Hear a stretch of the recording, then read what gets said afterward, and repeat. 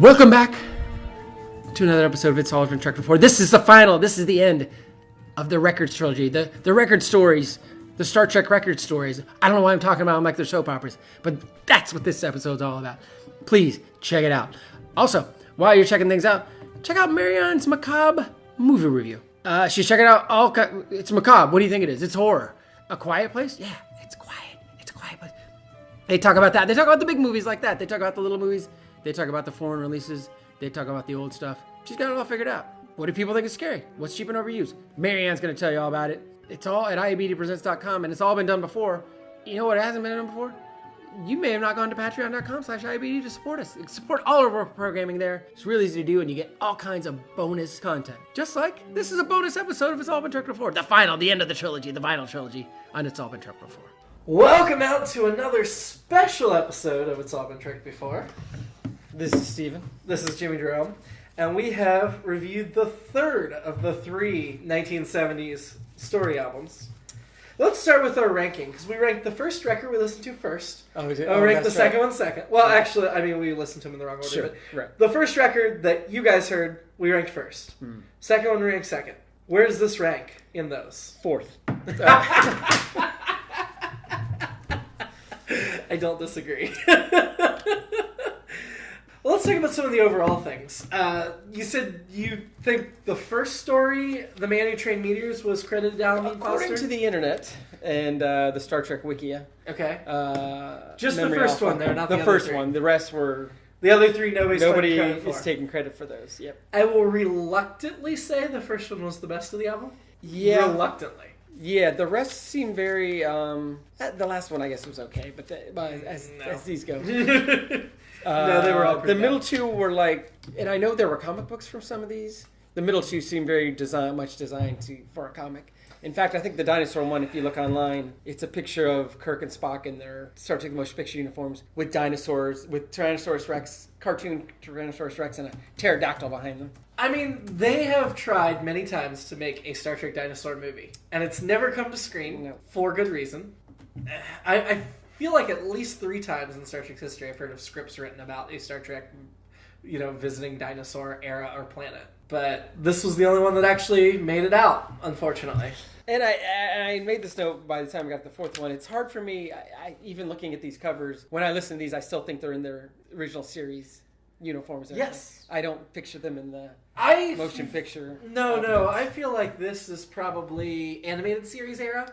Like, still part of the first 5-year mission. That makes sense, yeah. Or maybe the second 5-year mission at the beginning. Because they, in Star Trek lore, apparently they did 2 5-year missions before the motion picture, even though we only saw the first 3 years of the first one. I mean, the third story on this record, the Dinosaur Planet story, Kirk starts by saying, these are the new voyages of the Enterprise, and then proceeds to do the rest of the opening credits. That's right. Which was odd that it was the third story. Yeah. But it's still, some acknowledgement.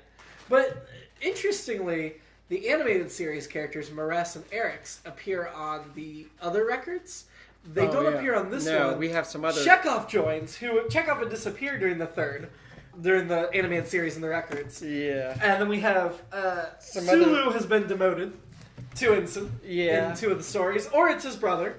Maybe it's his brother, Sulu. And there's a whole... And then Frank Tanka. Yeah, which I thought was Tanker. And at first I thought it was Tankerous. I thought it was Yeoman Tankerous. I was excited. Mm-hmm. But then I was very disappointed. No, I Googled Frank Tanka. Tanka. And he's only in these audio stories. He's in 3 of the 4, I think. No, all 4. He was in all 4. So it was very interesting that they created the security officer just for these 4 stories in the record. Yeah. Like, they wanted to give the red-shirted guy a name, I guess. Except the only time... he didn't seem like a red shirt. He seemed like a lead character. I guess so, yeah. Who had as much importance in as my mind, he had Kirk a red and Spock. shirt, but he kept chiming in. Kirk and Spock and maybe Scotty were the only characters bigger than him in these stories. Yeah. He was bigger than Sulu, Chekhov, Uhura, McCoy. McCoy wasn't even in like the first 2 stories, I think. He was barely in any of this record. Yeah, it was weird. Real quick while we're talking still overall, that was the same Kirk, right? Definitely. I think so, yeah. And I think it was the same Spock. Yeah. It felt like a different Scotty and a different McCoy. Yes. And they were obviously worse. Tanka was new. Yeah, definitely worse. Sulu was worse. Sulu, brief time we heard one of him. point I thought went into a Charlie Chan, Jerry Lewis I don't know. impersonation, which was absolutely horrible.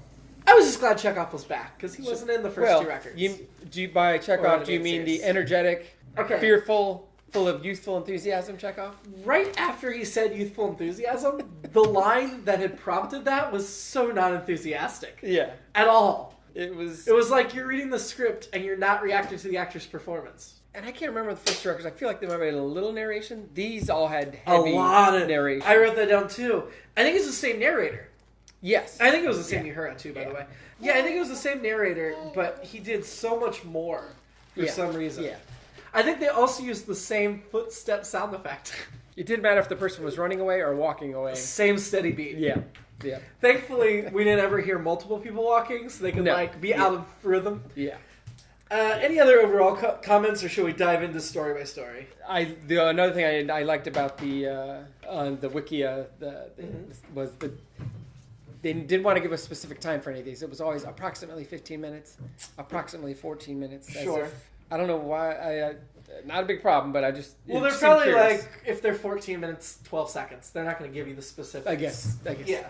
I mean that makes sense to me. The Man Who Trained Meteors was the first one. The one that I think was arguably the best. Yeah. Barely. Still bad. It seemed like a lot of Trek stories. You've got someone with the mind that can control things. I wrote down it's Charlie X. Yeah. Except in a meteor. It's a madman who can control things with his mind. So I just wrote the Force? Magic? What's going on? It is Alan Dean Foster, supposedly, so... If I had to rank story-wise, I think this would land The Man Who Trained Meteors below 6 of the 7 stories from the first 2 albums. Yeah. The only one that gets below this was the one with the magic crap. Yes. Because that was just... terrible. That was as bad as the rest of the stories on this record. Yeah. What struck me first about The Man Who Trained Meteors, besides the fact that he didn't train the meteors, he just... The second episode should have had train in the title with the robots. This one, he didn't train them. He just telekinesed them. It sounds like a catchy comics title. Whatever. Or for, an issue of... That episode was extremely educational. We learned the difference between meteors and meteorites. Yep, I wrote that We learned down. about their paths. We learned about the minerals that make them up. Mm-hmm. Spock just kept Spock-splaining us. Yeah. It sounded like this was meant for a science class, specifically, and maybe it was. I mean, I think it was meant for children. It even says, on the record, it's for children. Yeah. And if you're going to make a record for children, I have no problem with them educating children on scientific facts. Perfect. Just as an adult, 30, 40, how many years? 1979? Yeah. Almost 50 years later?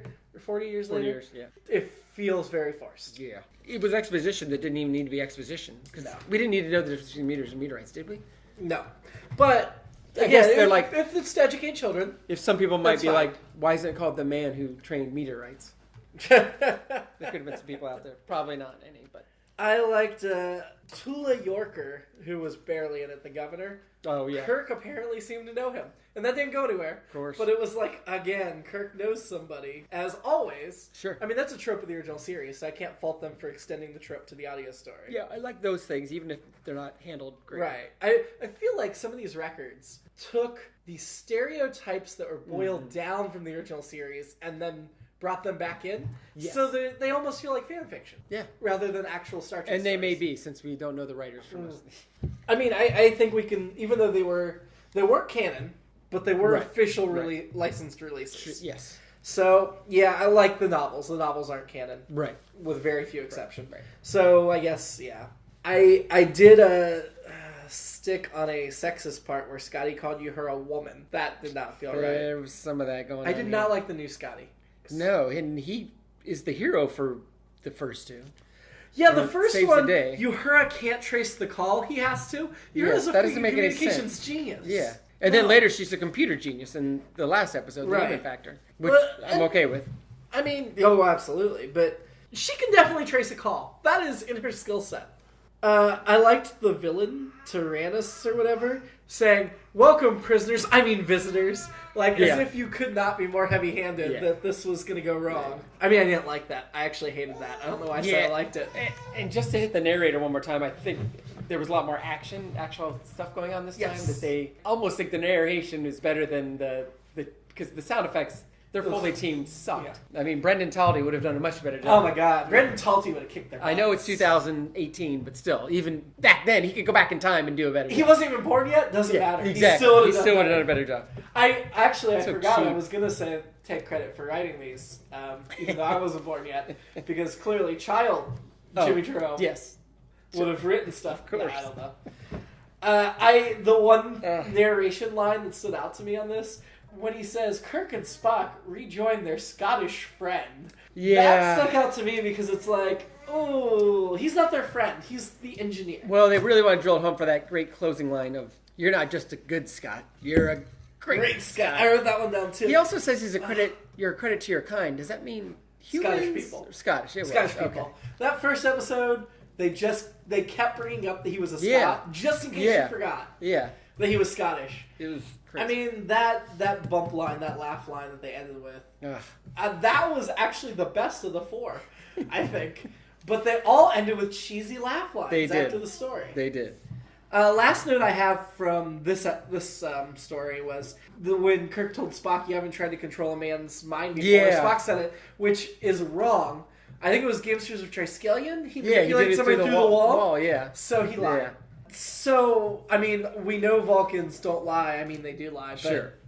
that Exaggerate. stuck to me as... My own editor notes. I thought the hero voice was good. Are you talking about the hero Kirk? Uhura. Oh, I thought Uhura was Uhura's good. I thought voice. her voice was good. At some point, Kirk says, "Oh, it's good to hear your voice, Uhura." I'm like, it's always good to hear Uhura's voice. Let's be clear about that. Even in these shoddy records, it is. So. But it would have been so much better had Nichelle Nichols Oh, done of this course. better. Oh, Of no. course, if Nichelle Nichols had done the Shoddy Records and none of the other actors, it would be so obvious how bad everybody else was. Yes, exactly. I mean, the Kirk is a serviceable Kirk. I Yeah, say he's got- hesitantly, but he certainly says things like apologizing for getting into a situation. Yeah. Shatner would have never done that. Yeah, his voice reminds me of the syntax and some of the delivery are very a certain way that Shatner does it from time to time. Sure.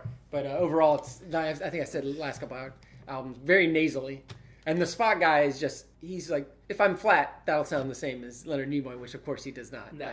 Nimoy's such a brilliant actor that I Yeah. did not fully appreciate until this rewatch. Yeah, I mean, the subtlety that he Yeah. brings to it Yeah. and the ownership he has of the role, it's amazing. that it really stands out. Where if somebody does an imitation of Shatner or whatever, but it really stands out when you're trying to imitate Nimoy. And you It's can't. true, yeah, because everyone ends up sounding kind of like this guy. They're Yeah.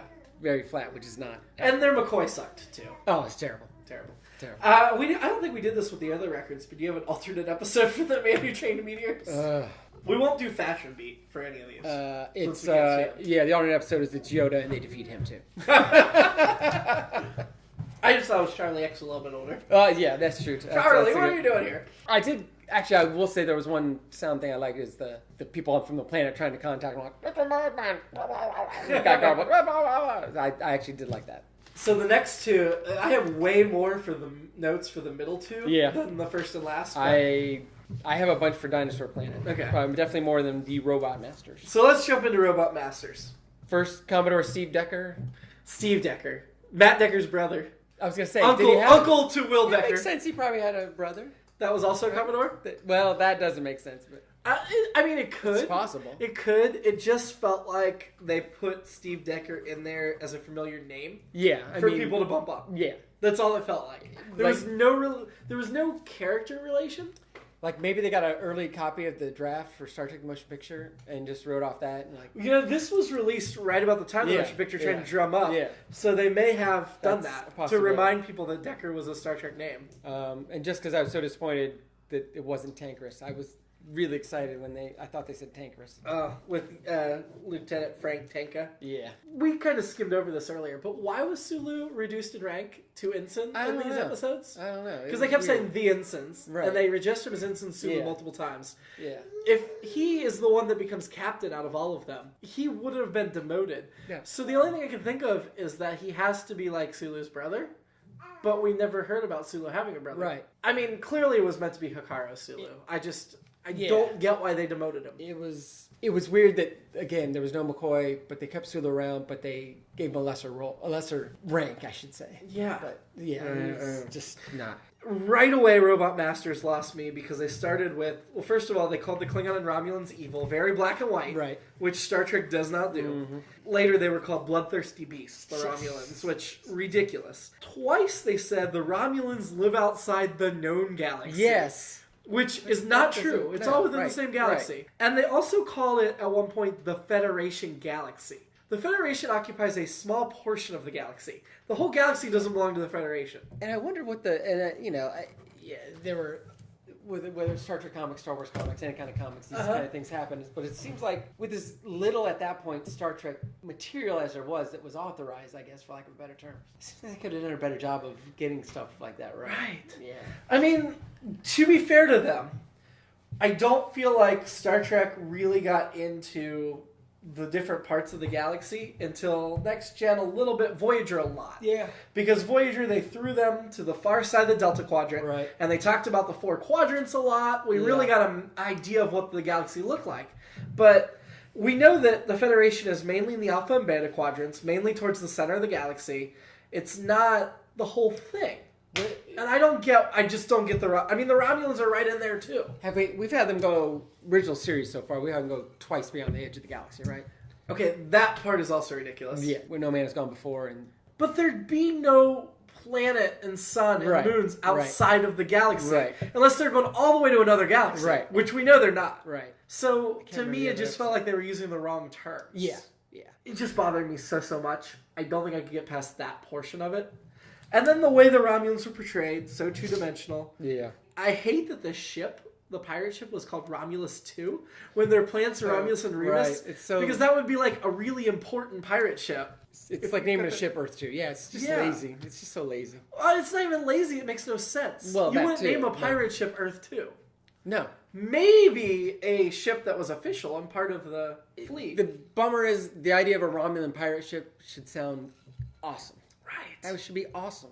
Well, And really, if they were getting the pirates, it should have been the Orions. I know this has happened before, but maybe in iMud, I don't remember the term robot being used a lot No. in original series. Okay, so, yeah, that also bumped on me. Scotty said, oh, my shipment of robots. Like, he's got a whole bunch of robots. Right. And he's getting some new ones in. Right. And then Spock's like, oh, I took the liberty of building a decoy robot ship. I'm like, Right. okay, you built a ship. You stocked it with a bunch of robots. That's a massive effort. Yeah. And you did it, like, without even talking to Kirk. Yeah. And, oh, yeah, I took the liberty of, like, doing this elaborate thing that took days to do. It just made no sense whatsoever. When Spock's like, oh, we're going to hear from them any moment, and Kirk's like, your logic never ceases to amaze me. What did logic have to do with you're going to hear from them any moment? Nothing. He just... And then here's my biggest problem with the whole thing, besides the galaxy thing, which was awful. We know this robot's the leader because he looks the most human. And they're going to follow this robot because he's got arms and legs and he looks the most human. I mean, what does that have to do with being a lead robot or the size of a robot's brain? Or Especially if it's a Romulan robot army, right? I mean, you'd think the robot that looks like a tank is the leader, Right. not the one that looks human. Right. Well, yeah, and the Romulan army too. So most Romulan, but I Well- mean, they're humanoid, but... And then Scotty decides to train the robots. Why not just dismantle them? Or put in a computer virus? What was the thing he did? He made them pre-programmed so they couldn't harm a Federation person, right? Yeah. I don't know And then how he didn't even know if he reprogrammed them. And then it worked. He's like, I told you I reprogrammed them. And you're like, no, you said you didn't know. Then we have Mastero. Mastero? Yeah, Mastero. The leader of the robot army. What'd you think of that? Not much. He was... That's...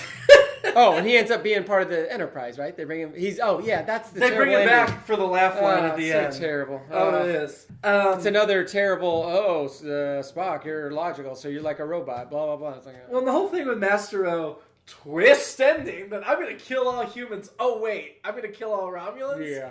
That was the most ridiculous Terrible. twist. I did like his voice, I will say that. So Starbase 10, this was the other thing I wanted to Google, was seen in the original series. Okay. It was a Federation starbase Is that- located near the planet Deneva. A direct course from that to that starbase from Gamma Hydra would go through the Romulan neutral zone. So this was all part of the original series episode Operation Annihilate. Oh, that was that. Also mentioned in the Deadly Years. Okay. So this was an established starbase near the Romulan neutral zone. Okay. So I'll give them credit for figuring that out. All right. The starbase also comes up in an episode of Voyager for some reason. Huh. We'll get to that in a long time from now. Yes. But I like that they referenced an actual starbase from the series Yeah. that was near the Romulan neutral zone. Well done. Well, probably the best thing they did in the whole record. Yes. Pragma, the leader of the Romulans. What kind of crowds he got on the moon base that he's like making a speech to? I don't know. Yeah, that was weird too. Like, we're in the secret pirate base. Yeah. Okay, now I'm going to speak to the crowd. Jim Kirk, his fake name when he goes undercover is Jim Kirk.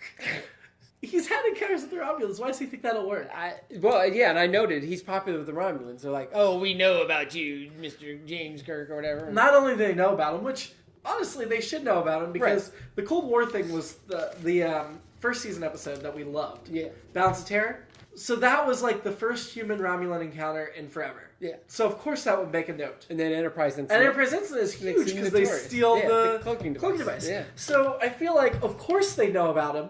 So going in and saying, hey, I'm Jim Kirk, I'm a pirate. Dumb. And then... Well, yeah, I mean, was his thinking like, well, maybe I'll go with the obvious, and they'll be like, are you the Jim Kirk? No, who are you talking about? We know Jim Kirk, the starship captain. No, tell me more about this person. Sounds fascinating. We had our first battle with the humans, and he outsmarted our greatest captain. Oh, really? Wow. Well, is that it? Is that all he did? Tell me more. Oh, he also stole our cloaking device. This man is amazing. Except he's awful. He's awful because I'm a pirate. I hate him. Yeah. Wow, I can't believe we have the same name. It's such a common name in the galaxy. So that's the alternate episode, obviously, for this one. I'm going to break the fourth wall for a second. That right before we recorded this special episode, we just did the Paradise Center from Season 3, Episode 3.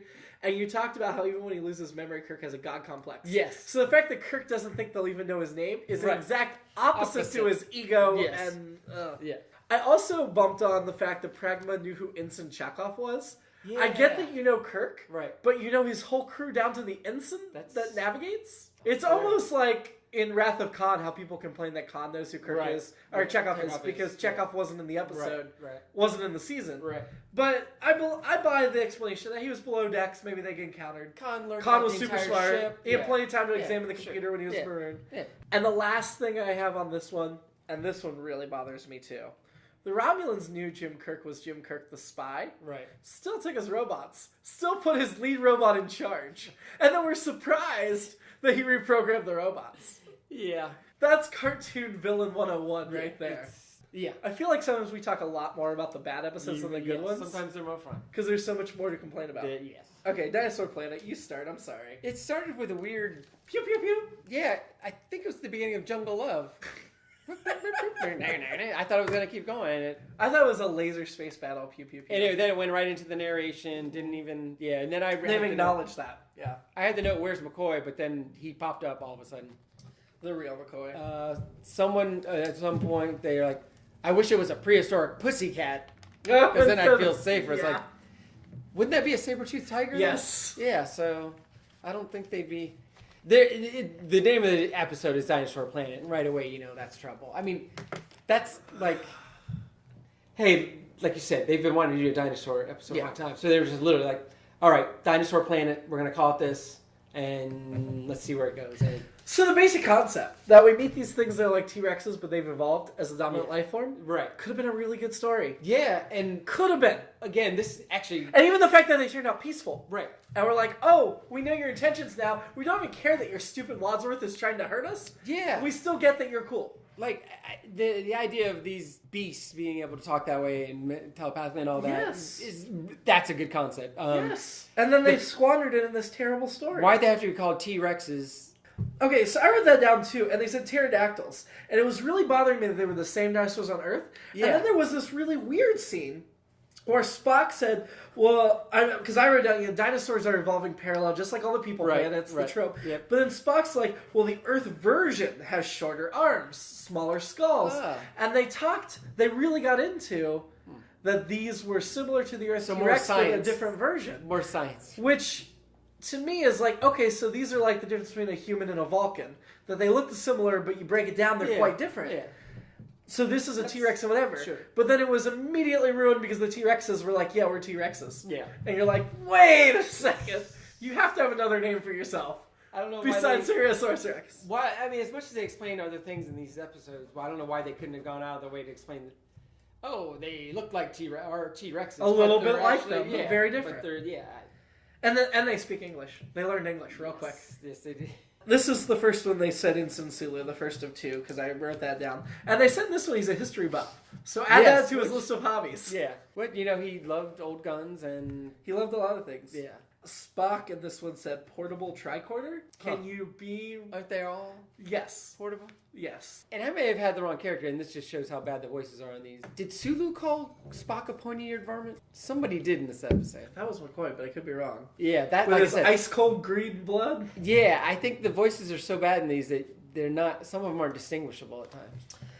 The narration on this one describing all the officers and the thing, and the muscular security officers and stuff. And Wadsworth was angry and kind of the jerk, and the Wadsworth was the red shirt, but Yeah. he didn't die. yeah, and I kept expecting him to die. yeah, and I guess we've had these bigoted characters in other Sure. episodes on Star Trek. The Balance of Terror, the helmsman or the navigator, whose name escapes me now. But yeah, and he was one of those, but he's a little more cartoonish, obviously.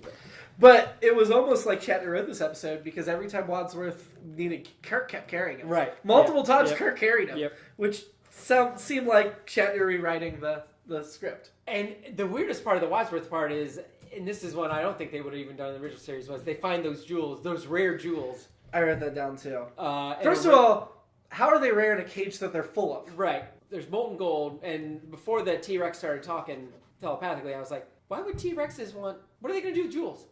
Even after they started speaking why would they want a whole thing of jewels and river of molten gold? Is that really...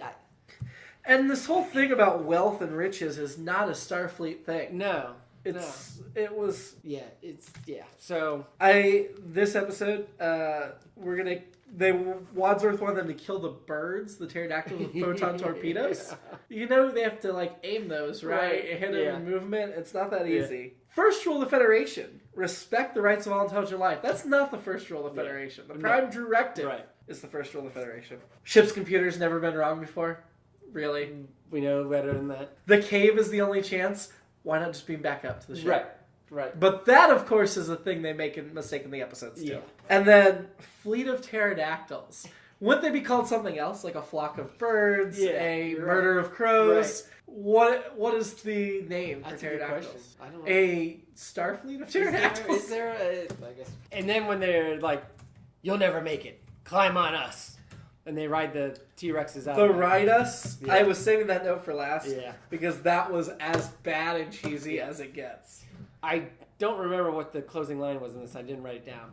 I don't actually care. laughed It was at it, stupid. but it was dumb. Last one. The human factor. The human factor, which ended up being about like the alternative factor, as we were. I like that they start out by referencing the other three stories on the record. First of all, establishes the final story. Yeah. Second of all, ties them all together. Yeah. I liked that part. Yeah. And Yeah. then after that first line, it lost me. But There's that I like weird the first line right off the bat about you're fine, officer, blah blah blah, and you're fine, officer Ahura, and you're fine. Blah, I blah, wrote blah, that blah. down too. You're fine, Mr. Sulu. Yeah. You're fine, Mr. Spock. You're fine. And Kirk immediately saying they're a little too harmless. Yeah. I don't have a ton of notes on this. I like that Kirk says, "What the thunder?" This is my least amount of I've notes. never heard anyone say "What the thunder." I didn't bump on that one. Maybe that's a 23rd century curse. I felt like Kirk didn't even try to sound patient with them at the No. beginning when they're making requests, which, as the captain, you're in a diplomatic mission. They're even making a point like, we've been so stressed out. Yeah. They gave us an easy diplomatic mission. But his patience was still completely worn. Yeah. Maybe that's a choice they made. That he would. They were super obvious on that we need to see your computer bit. Another master computer destroyed that runs a planet. So this episode was actually remade as a movie. Starring Joaquin Phoenix and Philip Seymour Hoffman, called The Master. Oh. They just kept saying The Master. They did. So many times. I like that. I had to go in for half a second. You did. Yeah, they're worshiping a computer, but they made it all the way to they actually completed joining the Federation, and nobody figured out the whole planet worships the computer. Where's the sense in that? Yeah, who visited? They have this mile-long temple built to worship him. Right. That would certainly take some notice. Well, what's that building? Oh, it's just storage. And the whole thing about we can't talk about it to you, so that's why we didn't ask. Oh, that's right. Yeah, that was part of the rule. Was they had some very weird rules. I mean, I kind of like that they wanted to train them and not sacrifice. Right. Right. But the whole thing was so convoluted. Yeah, I guess I can see one of these humans setting it up so that only a human can fix it. But still, it's convoluted. It's a good word. And we talked about greed again in this episode, Yeah. which was so un-Starfleet. I did like, one thing in this episode I liked, was Kirk's like, there's a security squad going to be waiting to beam down if we need them. Mm-hmm. Like, they actually prepared and thought ahead. Yeah. Even though security probably should have gone with them in the first place. Again, Ensign Sulu and Chekhov. Oh, okay, so the fight scene. They talk about how they kicked them unconscious. Yeah. And they kicked the equipment out of their hands. But they also reference just how tiny these people are. So I'm imagining them like Yoda in the Star Wars prequels. Yeah. Jumping in the air and like and they're kicking around. Yeah. 3 times their height. Which is just plain ridiculous. Yes. I liked that we got a Russia joke in this We did. episode. The only time in We these did. records. That was on point. Another line I bumped on was, you have equal land and water on your planet, so you'll never run out of land or ocean. First of all, no matter how much land you have, you could still run out of land. That doesn't make sense. And why would you run out of ocean? What are you using it for? Seafood? But if they have so much less ocean than Earth, you think they'd run out of that. What would qualify as running out of ocean? The seas actually literally dry up? I don't know. It seems such a weird, ridiculous line. As much as we're running out of things, we're not running out of oceans. We're still pretty good on this. We're running out of water, not oceans. Yes, exactly. Which is a whole different thing. Yes. My conclusion for this episode I wrote down is religion is dumb. Yeah. I wrote down "Let's go home," which is what Kirk says at the end of the episode. I as an atheist myself, I have a problem with religion, Sure. and I feel like this story actually makes sense because they're religious, and religious people don't make sense. Yeah. And then the I'll give laugh, them that. and then the laugh line on this, you heard, "I've had enough computer work for the day," and I'm like, your whole job is on a That's computer. all you do. That's the whole starship. Everybody on the starship except for maybe Kirk works on a computer all day. Yeah, I guess it was the 70s and people still weren't used to thinking of computers. What a computer was. Yeah. Well, he's like, show me your computer. Mm-hmm. And they should have been like, we don't have a central unit. Right. It's not, I mean, maybe we have some banks somewhere, but it's probably spread out. It's probably... And it's still that idea of a computer taking up an entire room and everything, yeah. Right. I mean, they had to build a mile-long hall for the Which computer. It happens in original series, obviously, and I can, and actually for that matter, the motion picture, kind of, V'ger. Well, we weren't PCs yet in 1979. True. They were just coming into... Yeah, they were still working on them. Computers did still take up entire rooms then, yes. That's all I got. Yeah, that's all I got. Ranked these low. Hated these. Yeah, these were tough. These were, obviously, as you could tell, we were searching for good things. Positive. We have plenty of things to say. Yeah. Just not anything... Yeah, I guess I can't say they're completely uninteresting, but they're completely nearly... I kind of wish we'd stopped at the 2. The 2 we were familiar with. Clearly, we hit the good ones when we were children. Yeah. And I wonder if we had this one access to, if we would have been as into these or willing to do them. I think you're right. These were literally like season 3. Worse. Original series. Worse. Yeah, they were. We hope you got a hold of these, or at least the first 2, and listened with us, because the first 2 were worth listening to. Yeah, and you can, if you're a completist, you'll feel more complete, and hopefully despite this, you can move on and live long and prosper. And now we'll be into season 3 with you guys very shortly. Yes. As of right now, I don't think this will change. Season 3 is scheduled to start for us on June 21st. Oh, okay. Because clearly we have not. This is not March right now. I don't know. Right, no. No. June 21st, we'll jump into season 3 starting with Spock's Brain, which looking for. I don't think I've ever seen that episode. There you go. I have, so I will not spoil it for everyone. And we will continue our voyage through the good and the bad of season 3. And the ugly. Very ugly. Lots of bad and ugly. You already said LLAP. So. I did. Okay, we're out.